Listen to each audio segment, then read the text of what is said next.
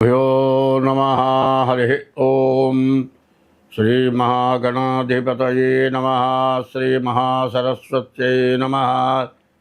శ్రీ గురుభ్యో నమః. హరి ఓం.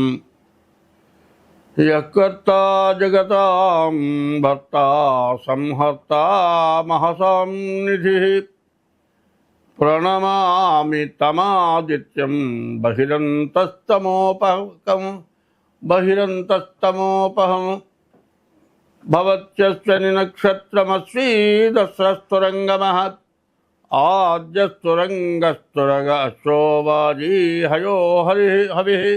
ఇప్పుడు మనం ప్రత్యేకించి చెప్పుకోవాల్సింది విశ్వావసనామ సంవత్సర యుగాది ఫలితాలు. యుగాది అనగా యుగానికి మొట్టమొదటిది యుగాది. ఈ యుగాది ద్వారానే పంచాంగం వచ్చింది. ఈ యుగాది ఎందుకు చెప్పుకుంటున్నాం, యుగాది ఎందుకు పూజ చేస్తున్నాం, యుగాది ప్రసాదం ఎందుకు తీసుకుంటున్నామో ముందుగా తెలియాలి. మరి ఈ యుగాది రోజున పంచాంగ శ్రవణం ఎందుకు చేయాలనేది ముందుగా తెలుసుకోవాలి. శ్రీకళ్యాణ గుణావహం రిపుహరం. ఈ రోజున పంచాంగం, యుగాది రోజున పంచాంగం అంటే మన ఇంట్లో శుభకార్యాలు జరుగుతాయి. శత్రువులు అనేవారు ఉండరు, శత్రుత్వం పోతుంది. శ్రీకళ్యాణ గుణావహం రిపుహరం. దుస్వప్నం, చెడు కళలు వస్తాయి.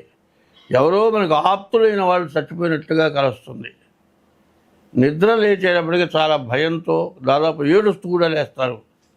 లేచిన తర్వాత ఆ ముఖ్యమైన వాళ్ళు ఎవరో కళ్ళతో చూచేంత వరకు బతుకున్నారని తెలిసినా కూడా కొంతసేపు ఏడుస్తారు.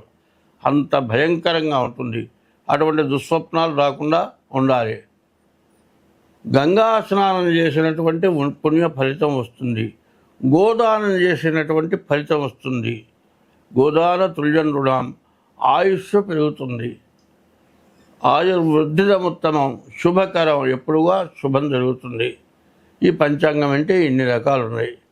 కాబట్టి ఈ శ్లోకంలో చెప్పారు, శ్రీకళ్యాణ గుణావహం రిపుహరం దుస్వప్నదోషాపహం గంగా స్నాన విశేష పుణ్యఫలదం గోదాన తుల్యం రుణం ఆయుర్వృద్ధిదముత్తమం శుభకరం సంతాన సంపత్ప్రదం నానాశాస్త్ర సుసాధనం సముచితం పంచాంగమాకర్ణ్యతాం.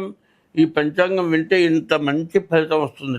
ఈ విశ్వావసనామ సంవత్సరం కందాయ ఫలాలు చెప్పుకుందాం. ఆది శూన్యే మహావ్యాధి అంటే సంవత్సరానికి 3 కందాయాలు, అంటే ఒక్కొక్క కందాయం 4 నెలలు, 4 3 12 నెలలు, 3 కందాయాలు వస్తాయి. ఆది శూన్యే మహావ్యాధి. మొదటి కందాయం 0 ఉంటే వ్యాధి, రెండో కందాయం 0 ఉంటే ఆది శూన్యే మహావ్యాధి, మధ్య శూన్యే మనోవ్యధ. మధ్య కందాయంలో 0 ఉంటే మనోవ్యాకులత ఉంటుంది. అంత్య శూన్యే ఫలం స్వల్పం. చివరి కందాయం 0 ఉంటే వచ్చే ఫలితం తక్కువగా ఉంటుంది. త్రిశూన్యే నిష్ఫలం భవేత్తు. 3 కందాయాల్లో 0 ఉంటే ఏమీ ఉండదు అని అర్థం. దీనికి అది చెప్పడం కుదరదు కాబట్టి ఒక్కసారి చెబుతూ ఉన్నాను. వరుసన చదువుకుంటూ పోతే ఏ సంఖ్య ఎట్లా వచ్చిందో మీరు చూసుకోవడం మంచిది. మృగశిర నక్షత్రానికి మొదటి కందాయం 7, రెండో కందాయం 1, మూడో కందాయం 2. ఆరుద్ర నక్షత్రానికి మొదటి కందాయం 2, రెండో కందాయం 4, మూడో కందాయం 4. పునర్వసు నక్షత్రానికి మొదటి కందాయం 5, రెండో కందాయం 0, మూడో కందాయం 1. మిథున రాశికి ఆదాయం 14, ఖర్చు 2. అదే మిథున రాశికి రాజపూజ్యం 4, రాజావమానం 3. ఈ మిథున రాశి ఎట్లా ఉన్నది అంటే, మరి మిథున రాశి కూడా దశమంలో ఏ గ్రహాలు బాగాలేవు.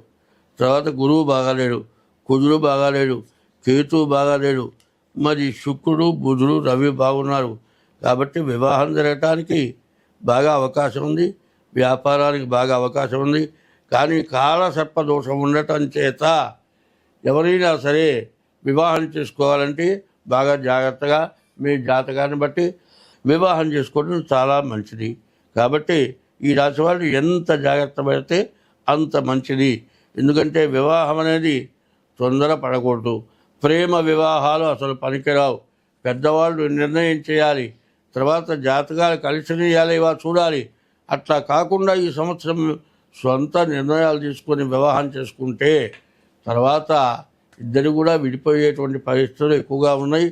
విడిపోతే ఇద్దరు మంచిగా విడాకులు తీసుకొని విడిపోతే పర్వాలే.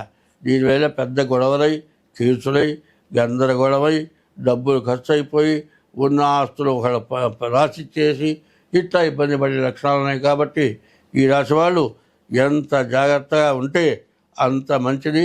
వ్యాపారస్తులకు వ్యాపారం బాగుంది. కానీ ముందు మీ జాతకం మాత్రం, ఎందుకంటే కొత్త సంవత్సరం, ఈ కొత్త సంవత్సరం పూర్తిగా బాగాలేదు. కాబట్టి ఈ కొత్త సంవత్సరంలో ప్రతి వాళ్ళు కూడా మీ సంవత్సర ఫలితాలు డేట్ ఆఫ్ బర్త్ ద్వారా జాతకం చూపించుకోవడం చాలా అవసరం. ఎందుకంటే పాపగ్రహాల వీక్షణ ఎక్కువగా ఉండటం చేత అందరికీ ఇబ్బందులు సమస్యలు వచ్చే లక్షణాలు ఉన్నాయి. కాబట్టి ఎంత జాగ్రత్త పడితే అంత మంచిది ఈ మిథున రాశి వాళ్ళకి. అయితే ఈ పంచాంగానికి ప్రత్యేకత ఉంటుంది. ప్రతి 5 సంవత్సరాలకు ఒకసారి ఎలక్షన్ అయితే పార్లమెంటు మెంబర్లంతా కూడా మరి రాష్ట్రపతి, ప్రధానమంత్రి, మరి ఇట్లా మంత్రులుగా తయారవుతారు. అదేవిధంగా ప్రతి సంవత్సరం కూడా నవనాయకులు అంటారు. నవగ్రహాలే రాజ్య పరిపాలకులు అవుతారు ఈ సంవత్సరంలో. అందులో ఈ రాజ్య పరిపాలనలో ఏమవుతుందంటే నవనాయకుల్లో 6 పాపులు, 3 శుభులైనారు. 6 పాపులు ఎవరో చూద్దాం. మరి విశ్వావసనామ సంవత్సరంలో రాజు రవి, మంత్రి చంద్రుడు, మరి సైన్యాధిపతి మళ్ళీ సూర్యుడు, సస్యాధిపతి గురువు, ధాన్యాధిపతి కుజుడు, అర్ఘ్యాధిపతి రవి, మేఘాధిపతి రవి, రసాధిపతి శని, నీరసాధిపతి బుధుడు. ఇట్లా 9 ఆధిపత్యాలు వచ్చినాయి. 9 4 రవికి వచ్చినాయి, 3 శుభగ్రహాలకు వచ్చినాయి, 1 శనికి వచ్చింది. అందువల్ల చాలా ఇబ్బందికరంగా, చాలా కష్టతరంగా ఉంటుంది. రాజ్యంలో మరి ఎట్లా ఉంటుందంటే కేంద్రంలో పరిపాలకుల్లో ఒకళ్ళకొకళ్ళకి పడదు. తర్వాత వీళ్ళు కాకుండా మరి ఉద్యోగస్తులు ఉన్నారు, వీళ్ళకి సహకరించే ఉద్యోగస్తులకి వీళ్ళకి పడదు, మరి ప్రతిపక్షానికి వీళ్ళకి పడదు. ఇట్లా రాష్ట్రంలో కూడా అధికార పార్టీ వాళ్ళకి ఒకరికొకళ్ళకి పడదు, మరి పైనున్నటువంటి ఈ ప్రతిపక్షానికి పడదు. ప్రజలకు కావాల్సిన అవసరమైనవి ఈ రాజ్య అధికారులు వీళ్ళకి సరైనటువంటి ఇబ్బందులు తీర్చే పరిస్థితిలో ఉండరు. ఇది కాకుండా పంటలు బాగా పండకపోవటం, అధిక వర్షాలు కురవటం, తర్వాత ఎర్ర పంటలు బాగా పండుతాయి, తెల్ల పంటలు బాగా పండుతాయి, మరి మిగతా పంటలు చాలా తక్కువగా ఉంటాయి, వర్షాలు అధికంగా ఉంటాయి, ధరలు బాగా తగ్గుతాయి. తర్వాత ఇంకోటి ఏమిటంటే పంటకి పూర్తిగా కోతకి వచ్చేటప్పటికల్లా పురుగులు ఎక్కువ చేరుతాయి. పురుగుల వల్ల సగం పంట పాడైపోతుంది. తర్వాత ఈ వ్యవసాయదారులలో కూడా సంఘాల్లో కూడా విభేదాలు వచ్చి ఒకళ్ళకొకళ్ళకి పడక ఇట్లా మరి వ్యవసాయం సరిగా చేయలేకపోతారు. మరి వ్యవసాయం చేస్తేనే ప్రజలకు పంట తినటానికి ఆధారం ఉంటుంది. ఇట్లా ఉండటం వల్ల దేశంలో చాలా కష్ట నష్టాలు ఎక్కువగా రావడానికి అవకాశం ఉంది.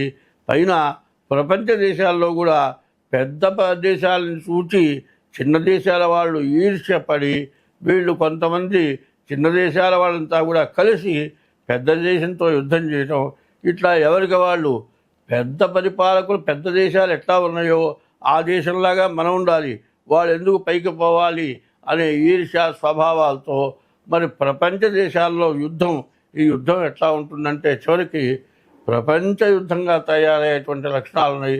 కుటుంబ సభ్యుల్లో భార్యాభర్తలకు, అన్నదమ్ములకు, అప్పచెల్లెలకు, అత్తాకోడలకు, మామ అల్లుళ్ళకి ఇట్లా విరోధాలు ఎక్కువగా వచ్చి కోర్టులకెక్కే పరిస్థితులు ఉన్నాయి. కాబట్టి ఎవరికి వాళ్ళు ఎన్ని సమస్యలున్నా సర్దుకొని చక్కగా ఉండటం చాలా మంచిది.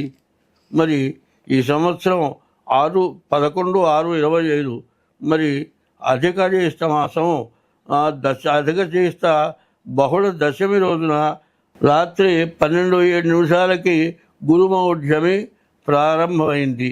ఇది ఒక్క నెల 11/6/2025 నుండి 12/7/2025 వరకు ఒక నెల పాటు గురుమౌఢ్యమి ఉంటుంది. మార్గశుద్ధ ద్వాదశి మంగళవారం నుండి 14/2/2021 వరకు, అంటే 11/12/13 మొత్తం 3 నెలల పాటు శుక్రమౌఢ్యం ఉంటుంది. చంద్రగ్రహణం 7/9/2025 భాద్రపద బహుళంలో రాహుగ్రస్త చంద్రగ్రహణం, సంపూర్ణ చంద్రగ్రహణం ఉంటుంది. రాత్రి 9 గంటలకు మొదలై తెల్లవారుజామున 3 గంటల దాకా ఉంటుంది. రెండవ చంద్రగ్రహణం మరి మార్చి 3వ తారీఖు 2026వ సంవత్సరం మరి చంద్రగ్రహణం అవుతుంది. ఇట్లా 2 గ్రహణాలు ఉండటం కూడా అరిష్టం దేశానికి ఎక్కువగా ఉంటుంది.